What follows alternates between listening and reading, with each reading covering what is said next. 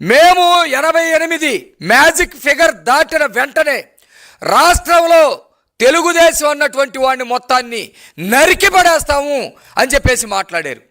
వీటికి Jagan press meet పెట్టి ఏం చెప్తాడంటే, ఏమయ్యా రఫాని నరికితే తప్పేంటి? గంగమ్మ జాతరలో పొటేళ్ళని తీసుకొచ్చి తలలు నరికేస్తారు, తప్పేందని మాట్లాడినటువంటి రాక్షసుడు జగన్మోహన్ రెడ్డి.